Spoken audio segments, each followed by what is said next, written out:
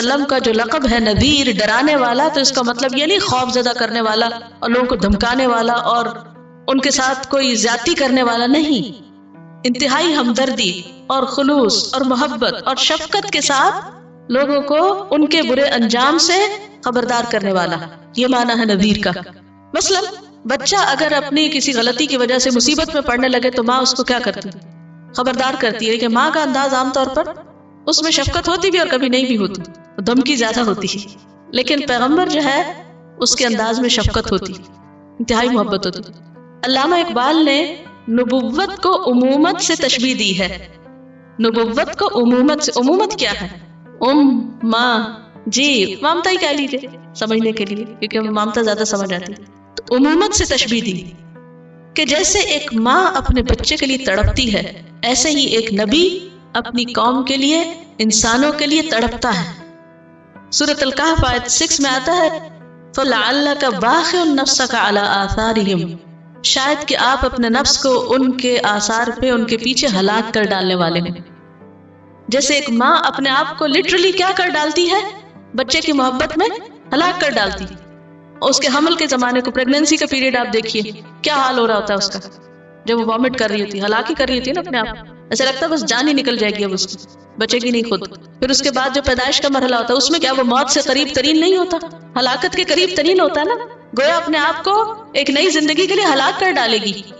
تو نبوت کو عمومت سے تشبیہ دینے کا مطلب کیا کہ جیسے ماں ایک بچے کی خاطر اس کی پیدائش کے مرحلے سے لے کے اس کو دودھ پلانے، اس کو کھلانے پلانے، اس کو پروان چڑھانے میں اور پھر اس کی تربیت میں جس طرح اپنے آپ کو ہلاک کر ڈالتی ہے، ایک پیغمبر اس سے بڑھ کر اپنی امت کے لیے، اور صرف اپنی امت نہیں، اپنی قوم، امت تو بعد میں بنتی ہے نا جب وہ ایمان لے آتی قوم، اس سے پہلے اپنی قوم کے لیے، اور محمد رسول اللہ صلی اللہ علیہ وسلم تو تمام انسانوں کے لیے رسول بنا کر بھیجے گئے تھے، تو تمام انسانوں کے لیے آپ کے دل کے اندر ایسی تڑپ تھی، ایسا درد تھا کہ جس کی بنا پر آپ چین نہیں لے پاتے تھے، اور آپ کا دل یہ چاہتا تھا کہ ہر شخص ہدایت پا ہی جائے۔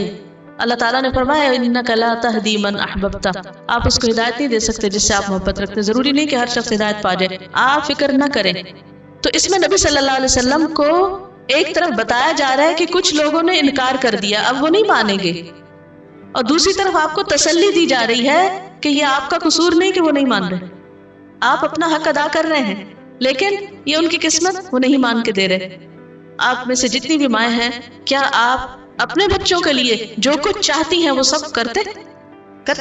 آپ چاہتے ہیں وہ پڑھیں، وہ محنت کریں، وہ کھا لیں، وہ سو جائیں، وہ ہر کام میں کیا کر رہے ہوتے ہیں؟ آپ چاہتے ہیں وہ سو جائیں تو وہ کیا چاہتے ہیں؟ وہ چاہتے ہیں کہ ابھی ہم نہیں سوتے۔ اب آپ کا دل تکلیف میں ہے کہ یہ سو جائیں، اور وہ سونا نہیں چاہتے، آپ کہتے ہیں کھا لیں، وہ کھانا نہیں چاہتے، آپ کہتے ہیں پڑھ لیں، وہ پڑھنا نہیں چاہتے۔ اب اس میں آپ کا کیا قصور ہے؟ آپ کا کچھ قصور نہیں۔ اچھا، پھر آپ کہتے ہیں تنگ آ کر تم فیل ہو جاؤ گے، تو اس کا کیا مطلب ہے؟ یہی ڈرانا ہوتا ہے، تم فیل ہو جاؤ گے، اور ان کو پھر بھی پرواہ نہیں ہوتی، تو کہتے ہیں سو واٹ، کیا ہو، کچھ نہیں ہوتا، ڈونٹ وری، ہمیں اپنی مرضی کرنے دے۔ تو قوم بھی بچوں کی طرح بہیو کرتی ہے پیغمبر کے ساتھ، اور وہ ہے کہ ان کے پیچھے اپنی جان گھلا رہے ہیں کہ یہ کسی طرح مان جائیں۔ تو اللہ تعالیٰ فرما رہے ہیں جنہوں نے انکار کر دیا ہے، ابو جہل نے، ابو لہب نے، ان کے لیے برابر ہے، خواہ تم ان کو خبردار کرو، ڈراؤ، ام لم تنذرہم، یا تم ان کو نہ ڈراؤ، لا یؤمنون، یہ نہیں مانیں گے، یہ نہیں مان کے دیں گے۔ اب اس کا کیا مطلب ہے کہ پیغمبر جو ہے وہ اپنا کام نہیں کر رہا یا اپنی ذمہ داری نہیں نبھا رہا؟ اس پر نہیں الزام آتا۔ کس پر الزام آتا ہے؟ نہ ماننے والوں پر۔ عام طور پر کیا ہوتا ہے جب بچے فیل ہوتے ہیں تو ذمہ دار کون ہوتا ہے؟ وہ بھلے نہ بھی ذمہ دار ہو، لیکن وہ اپنے آپ کو ذمہ دار سمجھ لیتی کہ الزام مجھے پہ آئے گا، میں نے کچھ نہیں کیا۔ تو پیغمبر کو اپنی ذمہ داری ادا کرنے کی اتنی فکر تھی کہ کہیں قیامت کے دن کوئی میرا گریبان نہ پکڑے کہ میں نے نہیں بتایا۔ تو آپ کو تسلی دی جا رہی کہ آپ فکر نہیں کریں۔ اب مثلاً اگر ایک ماہر ڈاکٹر کسی مریض کو دیکھ کے یہ کہہ دے کہ یہ بچنے کا نہیں، تو اس کا کیا مطلب ہے کہ اگر وہ مر جائے تو ڈاکٹر کی شامت؟ کس نے کہا تھا اس لیے وہ مر گیا؟ کیا ڈاکٹر کے کہنے سے کوئی مر جاتا ہے؟ نہیں۔ تو یہ جو کہا گیا ہے لا یؤمنون، تو اس کا یہ مطلب نہیں کہ اس میں پیغمبر کا کوئی قصور ہے یا اس کے پہنچانے میں کوئی کمی ہے۔ یہ ان کا حال کھول کے بیان کیا جا رہا ہے کہ جنہوں نے انکار کر دیا ہے وہ نہیں مانیں گے، آپ نہیں پریشان ہوں۔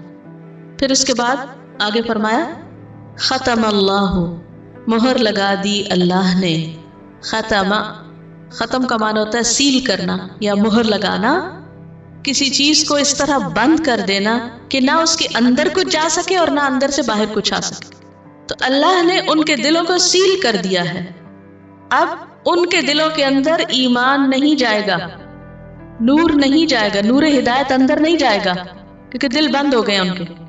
ختم اللہ علی قلوبہم، ان کے دلوں پر، قلوب قلب کی جمع ہے، اور قلب عربی زبان میں کہتے ہیں الٹ پلٹ ہونے کو، کیونکہ دل بھی انسان کے کیسے ہوتے ہیں؟ ایک حالت پہ نہیں رہتے۔ کیسے ہوتے ہیں؟ دل ایک حالت پر نہیں رہتے، دلوں کی حالت بدلتی رہتی ہے۔ کبھی آپ ایک چیز کو، ایک کھانے کو بہت انجوائے کر رہے تھے، اور کبھی دوسرے وقت میں اسی کھانے کو آپ کا دل نہیں چاہ رہا تھا۔ اب بھئی کھانا تو وہی ہے، آپ کو کیا ہوا؟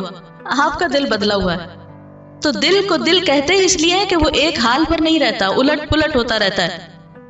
اسی لیے ہمیں دعا مانگنی چاہیے، یا مقلب القلوب ثبت قلبی علی دینک، اے دلوں کو الٹ پلٹ کرنے والے، ہمارے دل کو اپنے دین پر جما دے۔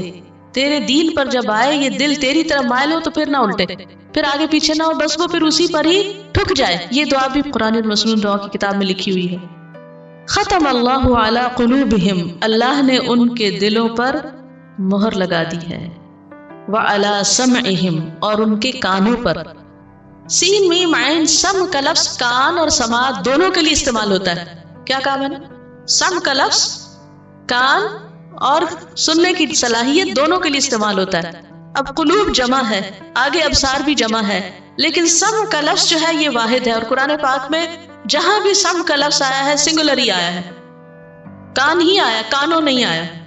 سین میم عین سمع، سننا، اور سمع کان، ان کے کانوں پر بھی اللہ نے مہر لگا دی، کان بھی بند کر دیے، کان بھی سیل کر دیے۔ اب اندر کچھ نہیں جاتا، کیونکہ کان ذریعہ ہے نا اندر جانے کا، تو جو ذریعہ ہے، راستہ ہے، وہی بند کر دیا گیا۔